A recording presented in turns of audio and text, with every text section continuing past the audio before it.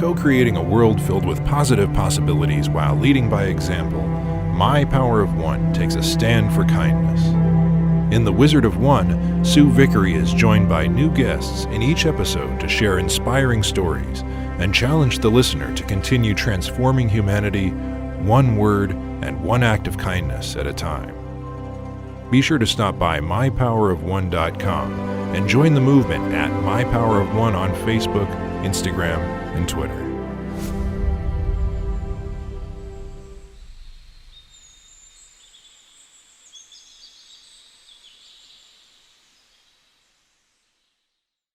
We are officially recording, and this is a very, very exciting moment in the life of Sue and Stephanie in the My Power of One brand. I got invited to or challenged to start a podcast this year. I think I put it into motion just a month ago, which is typical timeline for me.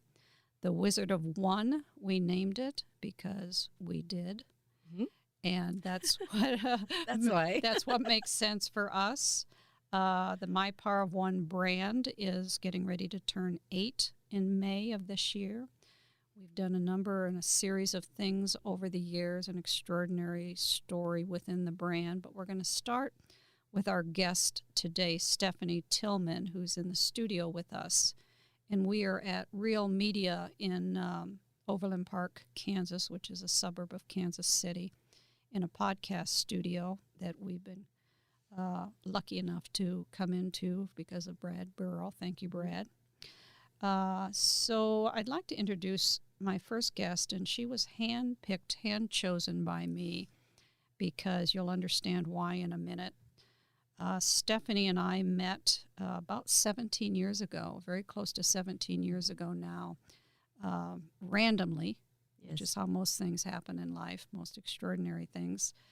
And I'd like to, we're going to spend an hour with Stephanie hearing about her story, the chapters of her story, and how together we came up with the My Power of One brand and what it's done in the world and what the future holds for that. I do want to say how I met Stephanie. I want to start with that baby story to begin with. By the way, I'm Sue Vickery. Thought it might be appropriate to introduce myself. MyPowerOf1.com is our brand that you can go to and see everything extraordinary that we've done. Pretty much all the visual graphics you'll see on the website and or anything else I've done in the last 17 years are because of Stephanie. She's done the majority of my graphic design work since we met. Back in 2005, I had been working on my first film called Homelessness and the Power of One. And I was randomly, as I do, filming through 15 different cities in the United States. And I happened to be in Washington, D.C., filming with the National Coalition for the Homeless. And I overheard a teenage girl from Miami or something like that say, if every church in Washington, D.C. hosted, mentored, cared for a homeless person, there would be no homeless in Washington, D.C. And, of course, I had no knowledge whether or not that was true or not, but it planted a seed in me. And when I came back to Kansas City after filming there, I happened to be president of my church at the time, Holy Cross Lutheran Church in Overland Park. And I'm like, hey, I'm going to see if that's something our church can do. So I reached out to the local Salvation Army, which is located in Olathe. It was sort of the closest one in proximity to where our church was. Made an appointment to go in and visit with the director or whoever. And I said, hey, here's my idea. Our church would like to maybe get partnered up with a homeless family or homeless couple or something that we could, do some good with. And she says, well, we don't really have anything structured like that. We don't have anything yet set up that is possible for that. She says, but, she said, look at your face. She said, but I can give you a name of somebody. And I said, that'd be great. So she gave me the name and a phone number of Miss Stephanie Tillman. And so roughly a week later, 10 days later, I remember how long it was, I called this phone number. And this young lady answered, and Stephanie was in her 20s at the time. And I said, well, hey, I'm a filmmaker. I'm making a film about homelessness. I wondered if I could come sit with you. She said, sure. So probably the next day or so, I go over there and you were in HUD housing or something in Olathe. You'd been out of the shelter a couple of months or not super long. Stephanie and her family and her 2 children, her husband and 2 children were in the Salvation Army family shelter for 4 months, Stephanie? Yep. So at the time I met her, she was already been out for a couple of months and they were getting back on their feet. And anyway, so we spent an hour together and I said, here's what I'm doing. I'm making this film and I don't know what we're connected about, but what the heck. And we sat for an hour, complete strangers, in your living room. And then before I left, you said, hey, let me show you something. And we go downstairs and she shows me this vision board that Arts she made. and crafts time. It was a large vision board and it had all these cutouts and, and it was about an activity that she saw that could happen in Kansas City regarding music, as I recall. She can tell me more about it in a minute. And I'm like, whoa, wow. And I could have left that thing thinking this girl's talented. She's got talent. Not that I would have any other opinion. But fairly shortly after that, or in that conversation, I said, I think there's some people I know that would like to hear about this. So I, in fairly quick order, sort of rolled Stephanie into my networks, which, were, 20-some years in Kansas City at the time. And I took her to, corporate, high rises and met Tom Bash and, people that we met right off the bat. And I said, hey, here's Stephanie. She's got this vision. And, we're just trying to, have a conversation. So anyways, that's how we met. And what happened in that moment was truly magical. Yes. And neither you nor I had any idea the implications that were about to come. But here we are 17 years later. Wow. You doing the very first podcast. And what has happened in that last 17 years is a magic wand, is it not? It is. It started with you making the phone call, and then the next step was me saying sure. That was maybe my first magical word, is me saying yes to an opportunity. And from there it's been, it's nonstop. It is an adventure. I was reflecting on our journey on the drive here, and it was overwhelming to think about all the projects we've worked on, all the people that we've interacted with, all the lives that we've connected with together. And that was scary for me back then. Straight out of a homeless shelter, what gets me isn't how much we've done. It's the courage that it took that broken little girl to say yes to you to get here now. Because you told that's me, the journey. You told me early on, you're starting to cry already. I know, stop it. You told me we need Kleenex in here. You told me early on, Stephanie, very, very early on that you said, I don't have friends. I don't want friends. I don't, friends are not for me. Because you said they want things from you. And, that has stuck with me all these years, how easy it is to repel people and keep them out of your circle of no and things like that. But we were relentless with each other. Yes. I never let you out of my viewpoint ever in all those years, even though you disappeared from me a few times. I sure did. I sure did. You're not getting away, girl. I was like, I don't need somebody telling me how amazing life is today. You are not getting away from me ever. So tell us a little bit, to start a little bit on your history, Stephanie, before I met you. I think our audience would be fascinated to know, you're a Midwest girl, grew up in Missouri, and tell us a little bit about the beginnings of your life story. Well, I think, age 1 through 6 was your normal childhood life, what you typically think of as the American family, And around age 6, everything changed, and there was a divorce in the family, and it broke my world to a place that I didn't even realize it. It's taken me, I'm at 45 now, or 46 now. It's taken me all these years to unravel that, but it was a lot of years of brokenness. I was timelining my life the other day for something, and in part of it, I would just put age 0 through 6, normal life, age 6 through 25, pure hell. And then it was just chaos from trying to heal from the brokenness that I didn't understand as a child.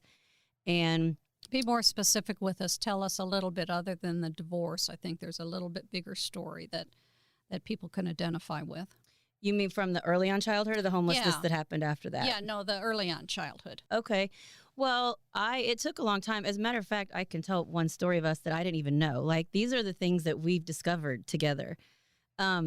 Sue took me to an event quite a few years ago, and if she wasn't sitting in the audience, I would have never. There's nobody else that I would have believed that these words came out of my mouth. And there was a prompt, and they asked, like, how did I feel after the divorce was over, and just as a child, like, what was that wound? And I said I felt unworthy. And if Sue wasn't sitting there, I don't even remember saying that word. I know I said it.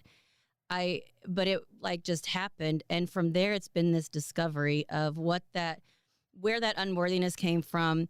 What have I been trying to fill it with? How am I trying to Band-Aid it?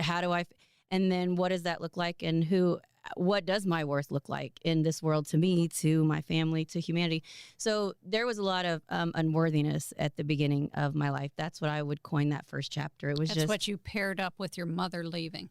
Yes. Right. Correct. Mm-hmm. Correct. I must not be lovable. I must not be worthy enough for a mother who brought me into the world to want to stay, in my world. Right. Yeah. And now I'm an adult and I see this, I understand marriage is hard and life is hard and relationships are hard and people do the best that they can, but you can't explain that to a 6-year-old child and make them understand it. So it put a crack that just stayed for a really long time. And that unworthy void, you can very easily keep filling it more and more and more, where it just, I've been digging out from under it my whole life. I feel like I'm finally there. I'm getting to start the next second half of my life feeling worthy of being me.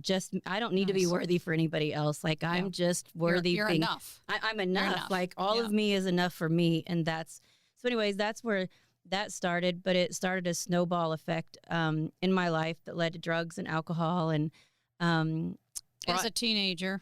Well, actually, I waited until I got out of the house because there was also a lot of, my parents did the best they could, but I've always been a unique kid. I think that most people would call it rebellious, but unique. I've always had a different, and even whenever I was growing up, I didn't usually get to do the things that the other kids got to do, and it was kind of a result of the divorce, going back and forth from state to state, so you didn't get to do the normal things that kids do during summers and holidays and stuff like that. And so it kind of had an impact on my social connection. I didn't really get to connect with people and do those things. So when 18 happened, that's definitely whenever I just flew off the handle for a couple of years, and I was Where did you go? Did you leave the house and move away, or? Yeah, I actually moved out whenever I was 17 because I thought that you could. I thought you could do that when you were 17. I heard you could, and I was still going to high school and all of that stuff, and I had never done drugs or alcohol at that point. I was just, I was just trying to figure out life. I just knew I needed to get out and do something for myself. And I remember I actually got, my parents had this is your dad and stepmom. Yeah, dad and stepmom had somebody from a drug and alcohol rehab come and pick me up from the high school and put me in intake. And I'd never done drugs or alcohol, but it was they thought that that's what was happening. They thought that that's what was happening. And so that, for me, I translated that to control. So that's another thing that I've been trying to break out of. So I think that my two biggest childhood things are abandonment and control. Got it. That I've been trying to work out my whole life. And it's a whole thing when you're doing that and you've got a family and you're trying to not be that for, you're trying to take the parts that were wholesome and keep those and then get rid of the other parts. And so anyways, all of that intertwined and became a mess because I was kind of out there in the world by myself whenever I became an adult, and I did the best that I could. But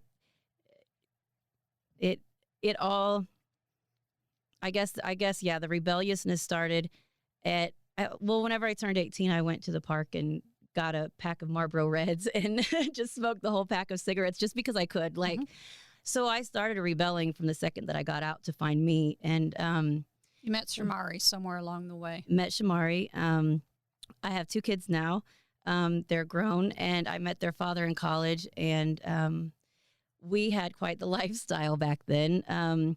He was in a fraternity, and this is public knowledge, but he was definitely into some extracurricular activities on campus, and I fell into that lifestyle too. So we were pretty heavy into drugs and alcohol and college and fraternity and partying, and then we had 2 kids during all of that also. So you got to Kansas City at some point. You were living in and around Kansas City. Yep, got to Kansas City after he graduated. He was getting ready to graduate, and I didn't think that him and I thought we would maybe be co-parenting in the same city. So I was like, I've got to get to Kansas City so we can at least co-parent because he's from Kansas City. Okay. So I moved up here. Yeah, so I moved up here to get the kids stabilized because I knew he'd be moving here eventually. And then from that point, we started trying to do life together for the kids. And then as we started to do life better and right, and we started to get off the drugs and the alcohol, and we started going to church, life took a turn. And then the homeless shelter happened. As we were just getting on our feet, we just couldn't do it anymore on our own. I think 9/11 had just happened, and that Really? had a whole ripple effect. Yeah. Interesting.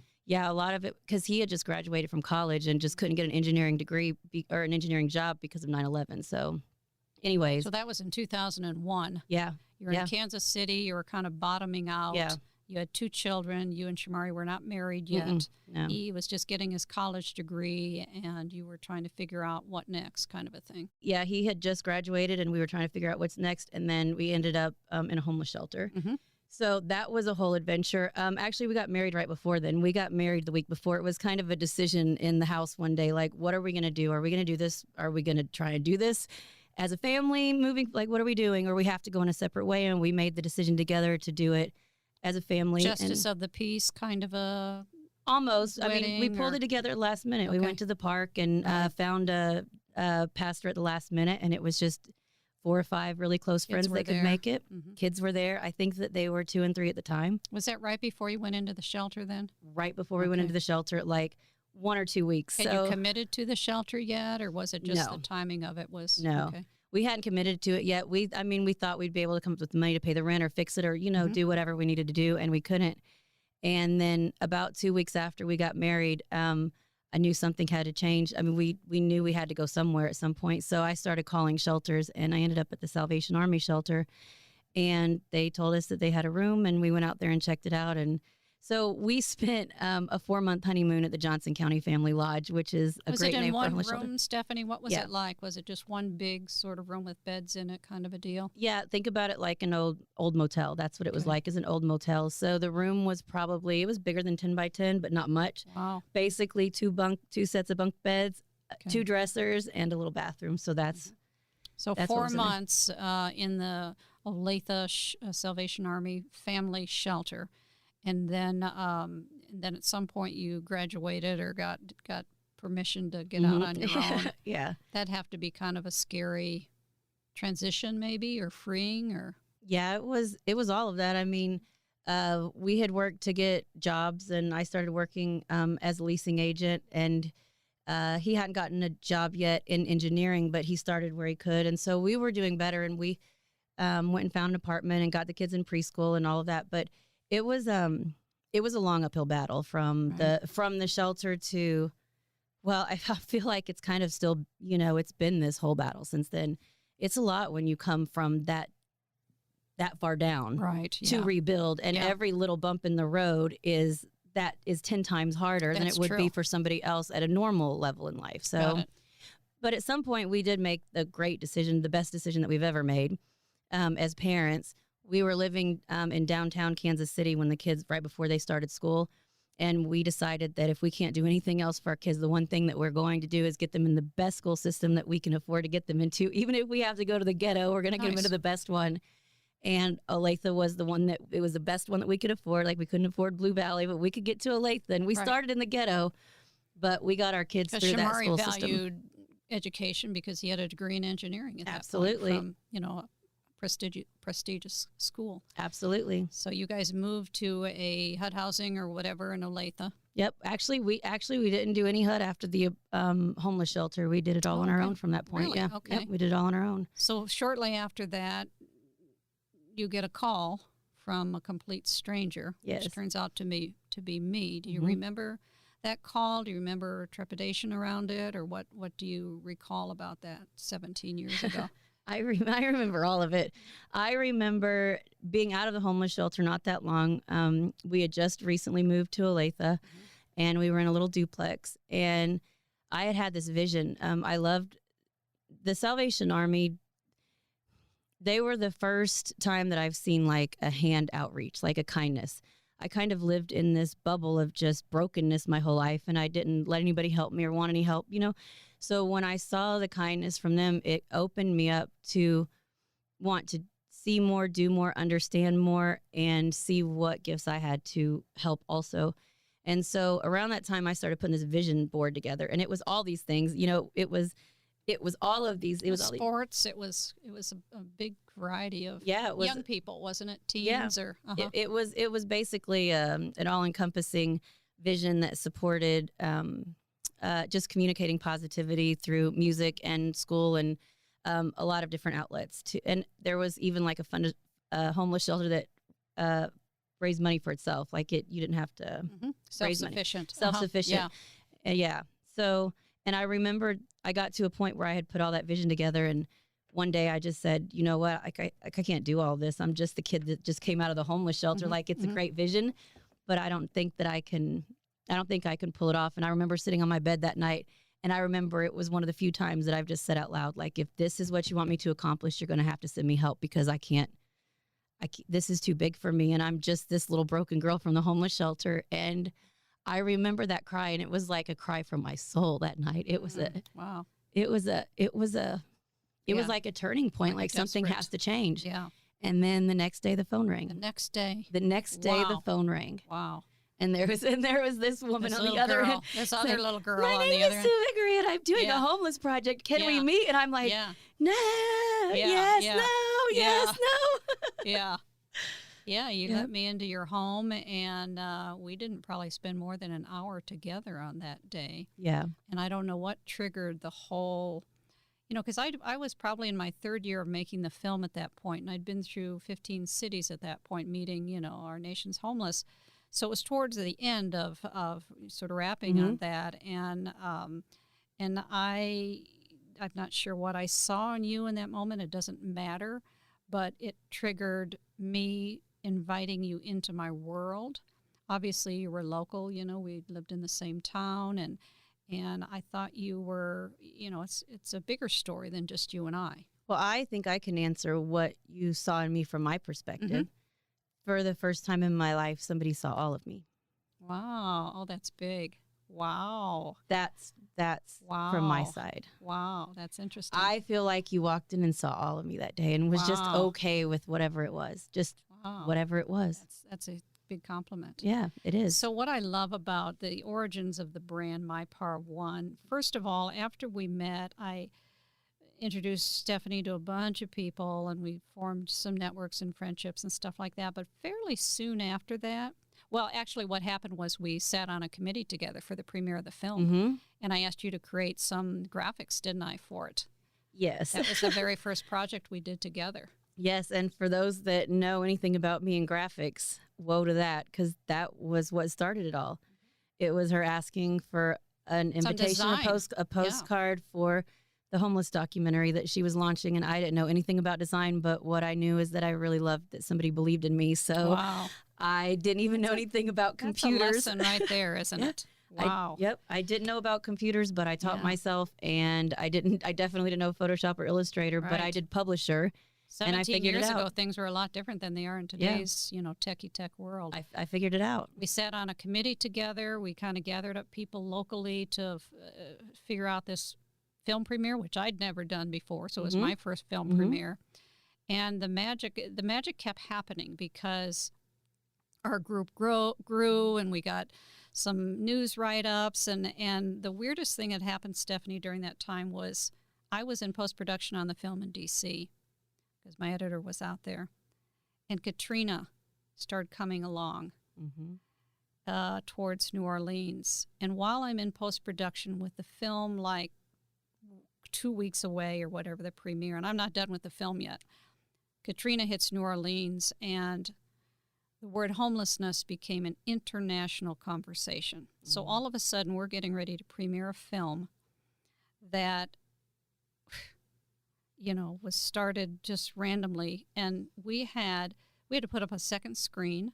We had people from New Orleans already in our audience, and we flew in from all over the country, the homeless that were featured in the film. Remember that? It was amazing. And we had so many standing ovations that night, and you and I were just sort of sitting in the back, kind of like, whoa, what have we done together? Yeah, like, what just happened? And that was in our first year of knowing each other. I know. We've got for 16 6 months. months. We've got another 16 years on top of that now. That was 6 months after we met. I know.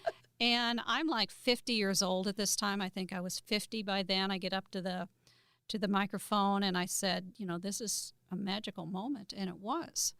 And we have never stopped since. Right. In 17 years between the two of us, we have turned out dozens and dozens of extraordinary projects that you've done the design work for, the websites for, the invitations for. Most recently we had the film Original Jayhawker that we just premiered in October.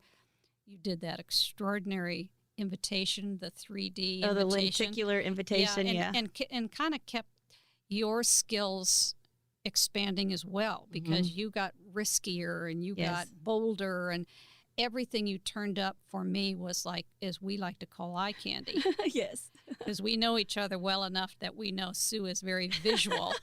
And Stephanie likes to tease me a lot with her designs because she knows it's my drug of choice, which used to be Dr. Pepper, but now it's this.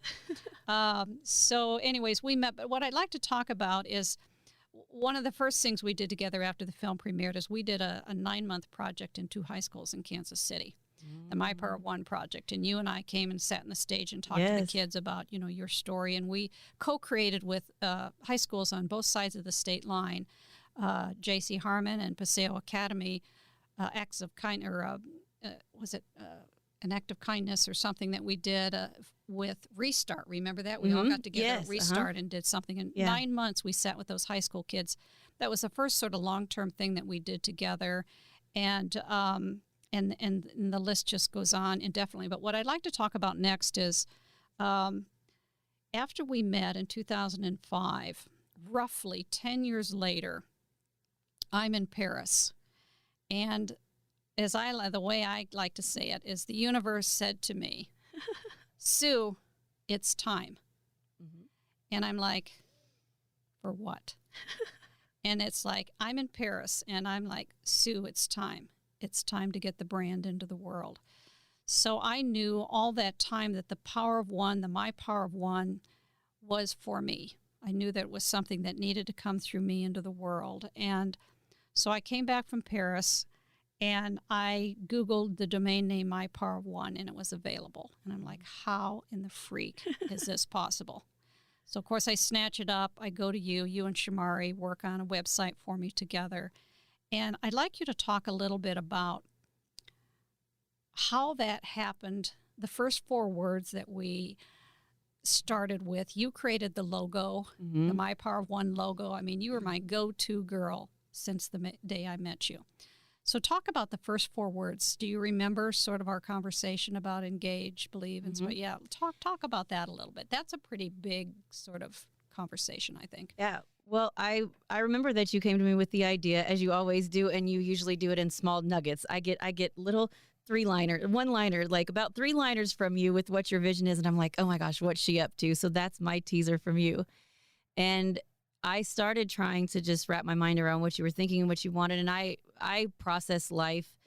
Well, I want to see the steps that it took to get to something. I kind of dissect it. So I sat down and kind of looked back at our relationship, like what was different about this one than the others, or what's different about what made my path successful because Sue was in it based on if Sue wasn't, And so from that, I kind of, I put the words, I guess I put the words in line that you walked with me. And the first one was, you engaged me, and that's a choice. Like, it's a powerful word, and you engaged me, and I engaged you with you. Right. Yes. And I engaged with you because we both had a choice not to do that. And for a lot of reasons, I didn't want to, just for my own fear. It had nothing to do with you. It's vulnerability, my own stuff. Right. Yeah. It was a lot of fear.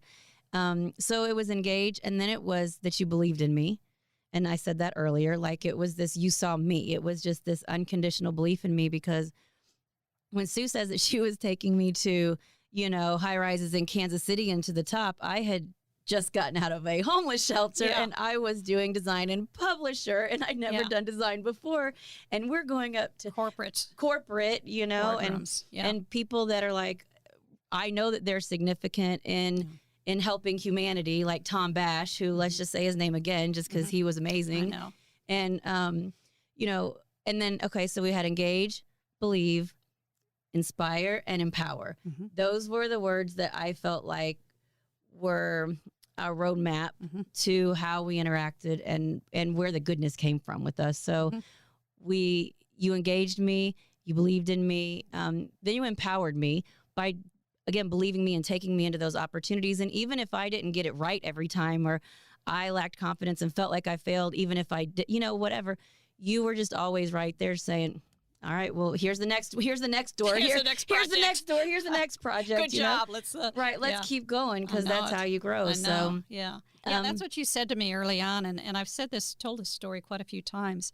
You said, Sue, you engaged with me, and this is, first of all, initially you told me I don't do friends. Right. Yeah. I don't want friends because they want things from me. Yeah. So at some point, you let me hang around for a period of time, and you said, I want you to know what you've done with me, for me.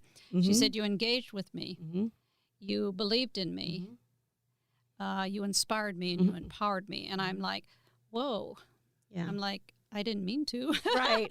I wasn't in set intention, but I'm like, if this is this powerful in a relationship of two, then I have to own my power of one.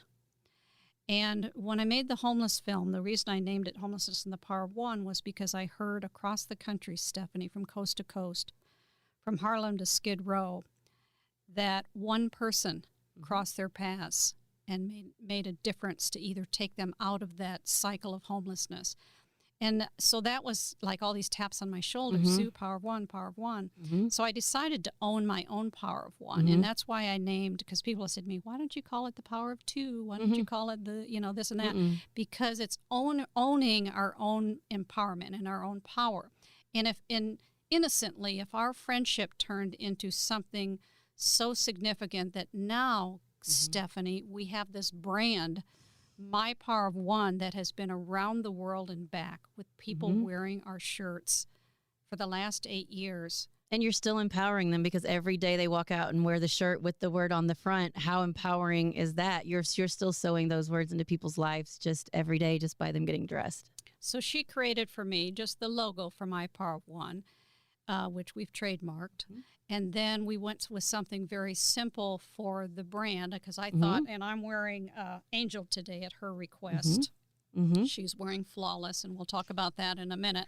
But we decided to make one word because that sort of sets the stage for how one can step into that day. You see what I mean? Yes. So we started out with the 4 words, and then it grew sort of exponentially over the next number of years. And so then, because I'm a wild, crazy woman.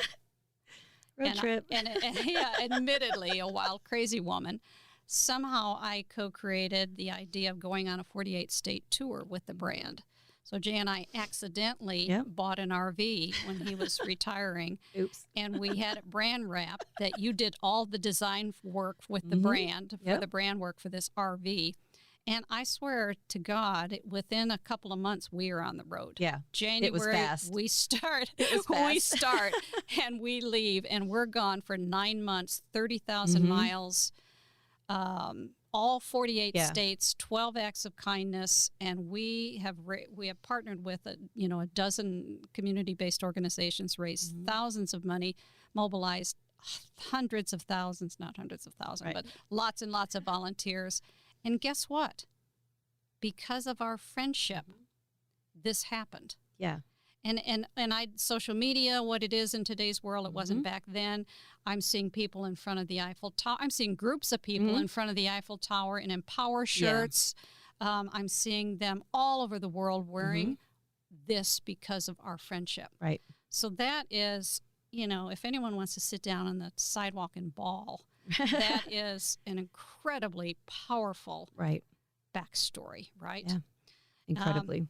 Yeah, and so our friendship has co-created in 17 years a magnificent amount of positive give back to the world, to humanity. Because for me, my vision is humanity. It's global. Yeah. Although we do it one person at a time, one action at a time, one word at a time. And tell me what it was on for your side of the coin with our relationship going through all of that, because we moved to San Diego and texting became popular. Hey, 10 o'clock at night, hey, do you think you can do a poster for my new movie or whatever? What was it answer's like on always your yes. side of the coin? Talk about that a little bit. So I feel like at times, so as I was building your brand, I'm doing life and I incorporate everything into my daily life, and it was enhancing just every part of my life. So as you're bringing me new projects, I know we were talking earlier about the words and stuff like that, and I was thinking about, what do you have, 80? A lot. There's 100 and some now. 100 and It's some now? crazy. Okay, I lose count. Yeah. And I was thinking that every time you created one of those words, there was something in my life that I could connect back to that. And so as you were over there creating something that was coming to your heart, that some pieces of it had nothing to do with me, some words had nothing to do with me, Right. and you would bring them to me to create, and I got to reflect on my own life and True. my own growth and my own journey. So I think that we've done a great job learning how to manage our relationship as time has evolved and our projects have evolved. And what I love is that it's just no pressure. Yeah, that's It's true. just no pressure. It is Like so our true. relationship That's is so it's the true. least pressure relationship I It is. have, and I Yeah. love it. And it's Yeah. it's Yeah. one of the most fruitful in so many ways. I mean, I've It got so many is. fruitful relationships, but it's so fruitful because we get each other, Yeah. and it's really good to be Way able to just scary. sit like that. Way scary. Yeah. Yeah, in such a way that it's pretty Yeah. hard to deny that it isn't magical Well, on so many levels. that's what happens when you decide that you want to engage somebody and I engage guess humanity. when I you mean, go ahead and let yeah. somebody in, and you say yes to opportunities and things like that. So you're wearing flawless today, and it is a word that I co-created with you. And what we've done over the 8 years is we've co-created words with people around the country for a specific reason. Like I've got a girlfriend in Sedona. Is she in Sedona? No, she's not. Santa Fe, that had pancreatic cancer, and her husband and I co-created the word miracle together. And I said, "What are Diane's favorite colors?" And she's an artist, so he went with turquoise, and so we created a shirt without her knowing, and then we put it into the world, sort of inviting her world into wearing miracle for her, and now she is, walking healthy, Wow. woman. It's a miracle. So we've got a bunch of those stories, backstories, but we created together, you and I, flawless, because that's a word I chose for you. It's a word that we've talked about, yeah. is life being flawless, because it kind of is. Right, and it's a matter of that perspective, because true. let me tell you, I love Sue, but man, does she I just want some days when I call her and I just want to complain, and she's like, "Oh, isn't life an amazing adventure?" And I'm just like, "No, it's not today. It's not an amazing adventure." But it really, really is, and the flawlessness of it all is that you just can't spend too much time on the things that seem like major downfalls or major mistakes or major Anytime. like Sue doesn't let me spend any time there. Like no time, no She rear view gets mirror. about 15 seconds of whining, and then I that's can't enough. even press send on the text anymore. I just No. have to delete it before I send it to her. That's all the time I get. Oh. But We've had a good time together, though, have. haven't we? We went to Vegas together. Remember that? We Yes. had a trip to Vegas together. You've been out to San Diego to stay with me the out barn there. dough. The barn dough is the place. The barn dough. The barn dough is the place. It's the place. Yeah. It's pretty amazing. I mean, it's a magical journey, Sue, and it is a flawless journey, and it's a flawless journey through all of the good and all of the bad and all of the trauma and all of the blessings, and it really is how you look at it each day. And you used to tell me early on, very early on, you had 3 things that were before the My Power of One brand that stuck Okay. out to me, Okay. and that This should be good. Yeah, this is it. I just told my daughter the other day, like, this is what we have learned, I am passing down, and I told my daughter the other day, I said, definitely the top 2 words that Sue taught me early on were finesse, and no knee-jerk reaction. So the other one was a statement. Yeah. And we talked through those, and it helped me to refine my words publicly and to not be so sensitive, and to not be reactive. not be reactive, and to pause and process what I'm doing. So that, that was huge. I absolutely love you. Love you. I mean it. No, I know it. I mean, and it's bigger than that. I just adore our relationship and what we've allowed each other to be in it. Mm-hmm. Yeah. I'd like our audience to let's talk about kindness a minute, because the brand really stands for random acts of kindness and putting positivity into the ripple effect of that. Mm-hmm. If you were to define the word kindness to our audience, I'm not sure how I would do it, but I'll ask you that question. Thanks, Sue. Yeah. Thanks, Sue. Well, I think I define it from the lens in which I've seen it, and it is stepping into somebody's world, whether you know them or not, and engaging in them and feeling and putting yourself in their position and trying to understand where they're at, what their needs are. And if they don't know and you don't know, it's communicating that or walking along beside them and just being there and being present. Kindness is basically being present, because if you can be present with somebody, how can you not be kind to them in any aspect of life? It's also, I think, understanding and being curious. Kindness is being curious, because you have to be curious to be kind. Otherwise, enabling can come out. If it's that, you've really got to dig deep. Like you've got to dig deep. You've got to dig deep about why you're doing what you're doing, what you need, and what your relationship is to that other person, and make sure that it's a win-win relationship across the board. And that's one of the things that we've done well at a win-win relationship. But, we have, yes. I think that kindness it's moments of opportunities that you get to engage in humanity and just be present and be the reflection that you needed in your life at whatever time that they're at now. That's it. It's the opportunity to be a reflection that maybe you once needed or you might need in the future. And I look at life a lot as being just a reflection of who I am in the world, because you notice things that are parts of your soul. Yes. And that's probably what I noticed in you when I first met you was creative energy that needed an outlet. And boy, did I give you one yes. over the years. But it wasn't a one-way street. It was a two-way street that we respected and honored and allowed each other to blossom. Right. Because of our individual gifts in this world. And it's just been absolutely magical experience from beginning to end. Yeah. And I'm grateful for, just being in this world and having someone like you that can put a visual stamp on my visions, and others. I'm obviously not the only one.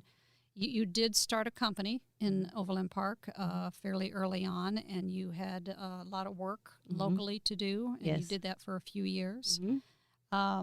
Let's see. I have some other fabulous questions that I'm going to ask you now. Okay. How about that idea? Okay.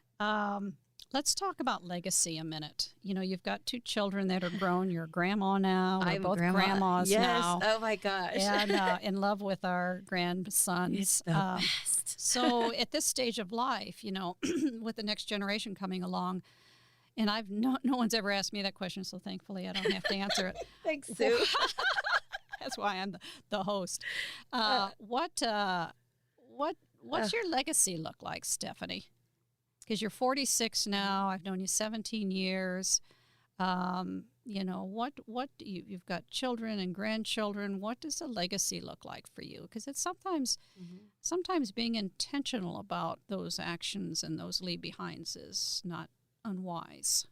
Well, I will definitely leave my family in a more healed place than it found me when I was born. That's good. And what I lived. I will definitely leave it. My children and my grandchild will have a better starting point, a better foundation. And I'm not talking about finances. I'm talking about wisdom and mentorship and communication and walking with them through problems and networks and just, I'm not somebody that thinks that your kid's 18 and they're grown. I think that there's lessons in life forever and always. And if they allow me to walk with them, then that's what I'm going to do. It's definitely a legacy of it's educating and it's mentoring and it's starting with my children and moving down and moving out into all of my networks and stuff. I want to take real and getting real. And that's my thing lately is I realized that for a lot of my life, I was what everybody else needed me to be. And now for the first time in my life, my kids are grown. I get to redefine my whole life. So I've spent the last couple of months doing that, just tearing everything down and getting rid of every single thing that doesn't serve my greater purpose. And that way I've got space to welcome whatever's coming next. But it will be a healed legacy, and it will be for the betterment of my family, but not just my family, but for humanity, because what I pour into my kids and what I teach about life, they're going to go out and do the same thing. And that's what I want. I just, it's just to leave the next generation or generations more healed than it found me. Yeah. And that takes a lot of courage. It's risky. because, the vulnerability aspect of it and stuff like Yeah. that. And you could have stayed where you were at, 10, 15 years ago, but you're choosing to rise Mm-hmm. and expand for all that Stephanie's meant here to do in this world. And all I can say is I'm sure there's lots of other customers besides me, but I absolutely love our chemistry that we have and our knowing, understanding. And as you know, I had a longtime editor, Mario Cooper, who had a similar relationship with me, and I could just say, hey, here's my idea, here, have some footage. And he would create, his magic wand would just like come back to me. And But isn't that those all are what we're somewhat- longing for in life? Like everybody's longing for that, and we're just not taking the The courageous risk. steps Yeah. to step into lives. I Yeah. mean, Yeah. we started reflecting each other's hearts. I mean, they probably already reflected each other's. The more we were together, the more we were confident in who we were, because we're not the only ones out here doing this or doing that or doing Right. good, and you're connecting and you're just. and grows. you're enjoying it. You're Enjoying it, feeling yeah. good about it. Your passions are being taken care of, and Yeah. and you're doing it with teams and with networks and other people, and you attract people that are doing the same thing, and it's just a never-ending ripple effect of good. That's it. And it's like not that hard. The formula. It's the connectedness. Gotcha. Yeah. Because the isolation, I mean, I built a lot in isolation in my time too. And what I love about what we built is the connectedness of it all. That's true. It's not Connecting only the dots of humanity. It is. And, Yeah. and the hearts and the heartbeats of the heartbeat of the generations. I mean, it's really, again, it's doesn't cost anything. It costs a little bit of boldness and a little bit of bravery and all these words that we've put into the brand over the years. All right, so the legacy one, you did a good job on that because I know I gave you that one ahead of time. What does the next chapter or chapters look like for you, Stephanie? Or are you like me and you try not to think about it and you just like let things come along and say yes to things? yes and no. Okay. I have purposefully cleared my plate the last couple of months, completely cleared it, so that my birthday was just a couple weeks ago, and I'm turning 46, so I figure that's my defining line in life. Since I've got this opportunity, I'm going to take it. So right now what I've done is clean my plate. It's just completely open, and in the next couple of weeks, I'm looking at the projects and the opportunities that I have, and I'm deciding for the first time in my life which ones I want to take on that fit into my next When to stage say of life. yes and when to say no. When to say yes. Yeah. Before I just said yes to everything, and Right. now I'm going to say yes to what serves me and others to the best of my abilities. And I'm going to do the things that serve me and serve humanity moving forward. So it's a clean. What I'm giving myself for the next 45 years is an amazing journey of whatever's coming. But I'm going to know what I don't want, and I'm going to know what I do want, and I'm going to fit it into that future. Sure, and then be present for Yes. surprises and invitations that are unexpected and things like that. Yeah, like coming to Kansas City for a podcast. That's right. Yeah, amazing. we picked a perfect day to We do did. that, and so the kind of products that we have on our website, www.mypowerofone.com, all the kind shirts and products that we have, we're going to have a coupon for a discounted so we can get some kind words into the world. Okay. And the podcast we will have on all the podcast platforms starting hopefully in the next week or when we can figure out how to get it done. And we're actually, Stephanie, over the next 11 months, we're having 11 guests that from all over the country that will talk about different and inspiring things. But our goal is to have a sort of a conversation about the magic of kindness with the world, globally speaking. So any of our kind products, I cannot read that far away. She'll have to bring it closer to me. Oh, you should give it to Stephanie. Oh, challenge of the month. Okay. yeah. Oh, man. Oh, And yeah. then together, one of the things I want to do before we wrap up is co-create with you an invitation to our audience for something doable, something that can fit in the day-to-day activities of anybody's lifestyle, that we can generate some more kindness and have a ripple effect into humanity, which is what we stand for. So let's have a conversation about what could that be that would be doable, that we could see actually some results from maybe. Well, I think a lot of what we were able to build just started with 1 hour conversation over coffee at a coffee shop. That's nice. So I think that it's having the courage to either reach out to somebody that you think that you could possibly mentor, to somebody that needs a conversation, just somebody that needs a conversation and a boost in life. They just might need a little boost. And if you're the person that needs those conversations, then to have the courage to reach out to somebody that could have a healthy conversation with you and redirect you. I mean, we've built an amazing friendship, but you are definitely a mentor. You are still a mentor to me. And I think that if people can just have the one inspiring conversation with somebody that's been there before, or can just speak some words into them, I think that that's the courage that I would love to see, is just one conversation, one coffee with somebody that you don't know as much about their story as you'd like to, or you think you know, or you want to know more, and just see where it goes. Yeah, so the challenge or the invitation to our audience is maybe to reach out to somebody in their peripheral network and invite them for, maybe in my world would be ice cream, but invite them for coffee or tea or, an hour chat. Because what's so interesting about that is sometimes when you think you're like reaching out to someone for their needs, what it turns out to be is a reciprocal thing. So, you're sometimes gaining more than you're giving. So that's what's so magical about it.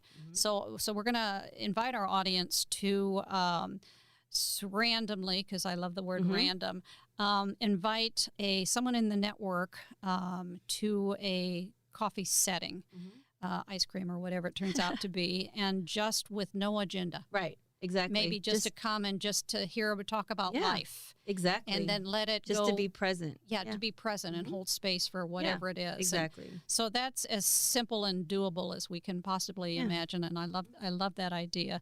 Oh, here's a good one. Do you have any questions for me? That I'm brave enough to do that is actually pretty stunning. See, I know. I wish you would have told me you were going to ask me that sooner. I could have came with a whole list. I know. I like things on the fly, What questions do you have for me? What question do you have for me? I'm giving you one. Okay, so all of the words that you already have. I guess, what is your word for? I'm restarting the second half of my life, and I know that words change daily, weekly, monthly, whatever. But if you had to put a word on the second half of your life, what would it be? That's a super good question. As my children and loved ones would have birthdays, I would create a word for them because I can. And so at one point, my daughters created a word for me, and it was the word bliss. Because I choose to live in bliss as close to 24/7 as I can. And I was probably living on the ocean at the time, so, that made sense. But bliss was the word they created for me. If I look at my soul from the inside out, someone told me recently in Mountain City that I'm random, that I make. And that's for you, Tree, because you told me that at the coffee store. And I thought, yep. He's got my number. I am random. My editor of a long time told me I was crazy, and I'm like, yep, he's got my number, because I wander through my life from adventure to adventure, and I love not knowing. I love learning, and I love just the surprise of life, and that's how I perceive it. That's my lens, as I see it as one remarkable miracle experience after another. And therefore, when that's my belief system, that's how life shows up for me. So if I had to give, after all that blabbing, if I had to give one word to the second half, the final third of my life, is that what you're asking? I'm gonna throw the word random out there. Okay. Because I like to feel that things are not premeditated, and that there's surprises around every corner. And that if I'm adequately looking, then miracles are available to me every hour of every day. Yeah. So that's my belief system that supports everything else. I did want to talk for a minute about. Looks like my producer over here, Katie, has another note for us. What does it say, Stephanie? Can you read it? Intro for next month. Oh yeah, thank you. So Sue, tell us about next month's guest. Thank you. So we are very honored and privileged to have our 12 guests already lined up. Stephanie got to be our very first and most special guest so far. Next month, we have Tony Garcia, who is out of Fort Collins, Colorado. And I'm just super excited to spend an hour with Tony. He is just retired as an educator for 30 years. He has published 3 books. He's inspirational in nature. He has run, get this, 20, and I'll say it again, 20 marathons. Wow. And something like 7 Boston marathons in a row. So that is, and I'm getting ready to I'm training for a half marathon coming up. So he and I will have some things to talk about. A lot of my creatives are writing books or wanting to publish books, and so we'll have some good questions for that. But Tony is going to be my guest in February. All of our podcasts will be uploaded and able to listen into perpetuity on all the podcast platforms, and we'll get that done here in the next week or 10 days. MyPowerOf1.com will have links to that. You are actually working on a banner for me. Correct. Yep. For the website. Yep, and it's almost finished. The extraordinary, and I mean extraordinary, visual that you made for the Wizard of One. The only thing I added to it was the blue butterfly. The blue butterfly. Yep. And you've asked for that on the last few projects, and I need to just get used to it now because yes. And I love that it's significant, and that's the most recent challenge that Sue's given me, and I love it. I love it. I love it. I love it because I'm always out and about, and sometimes I do have a whole lot going on in my life. And my last challenge that she's given me is look for the blue butterfly. So my eyes are always present and peeled, looking for that blue butterfly. It's a fun adventure. It's fun to be looking for those things. Look at how your verbiage has changed. It's a fun adventure. Well, it's the second half of my life, baby. It's all different now. I told you we were doing it differently the second half. Well, and her son, Isaiah, who I've known since he was 4, I think, is now a father himself and lives in Houston, correct? He's in Houston. He did the animation of the butterfly on the graphic design just recently, just in the last week or 2. So we have an animated butterfly, blue butterfly. And that's what all this is about, and that's what I love most. I just want to say it again. You asked about the legacy, but watching how my son is raising my grandchild based on the way that we interacted and the lessons that you taught me, that's what it's about. Like we can have this ripple effect in humanity, and that's so amazing. But I see the impact and the words and the belief that you put into me. I see it oozing out through my son into my grandchild, and that's what I'm in this thing for. Like. That's powerful. It's generational that's what change. I call worthy. It's generational change. Yeah, right. it's good stuff. Unworthiness got kicked to the curb. Gone. And only flawless is the word of the future. Yeah. So we're getting ready to wrap the very first ever podcast for the Wizard of One. Absolute honor and a privilege. I did bring Panera scones today because you and I used to meet. We met with Tom, we met with Norm, we met with a lot of our people having coffee, just like you talked about, and eating scones or at Twister's for ice cream. We've had such an extraordinary... I mean, people are hungry for those conversations. We're in an isolated world. You just don't know how much you could change somebody's world just with one quick conversation right now. It could be life-changing. Yeah. Well, I'm absolutely privileged and honored to have had you today and on the podcast. We've done so much together in the last 17 years. I can't even imagine what the next 17 looks like. And then what a great start to the Wizard of One. Yes. Tony Garcia will be with us in February from Colorado. We've got a great lineup, which I will have on the website. All of our individuals from all over the country. We've got Tracy, who's going to be talking to us from New York State, and Chevy, who's going to be talking to us from California. We've got people from all over the U.S. that will be on the podcast. But thank you, Brad Burrell, for allowing us to be in Real Media today. Your studio is top of the line here in Kansas City, and our friendship goes back quite a ways. I think we're about ready to wrap. Any last comments? You got about a minute and a half to say anything to our audience that you would like to leave behind as a thought-provoking sort of statement of belief.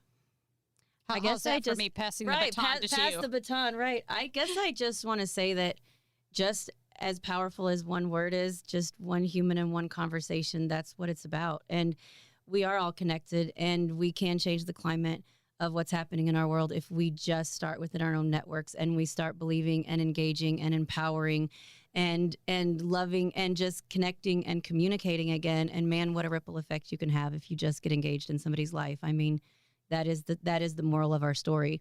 It's so much. It's so far beyond me and you, and it's so far beyond our brands, and it's so far beyond even who. I mean, it's immeasurable. In 17 years, what that one phone call did for our lives and others, it's immeasurable. That 1 hour we spent together. 1 hour. Yeah. 1 hour. Mm-hmm. So I just go back and reiterate the challenge. Just for whatever reason, pick up the phone to anybody and just have a conversation. Just have a real life conversation and let somebody know you believe in them and ask how they're doing and just see them wholly and see them fully. And you'll be surprised what people give back to you if you're just willing to love them exactly where they are.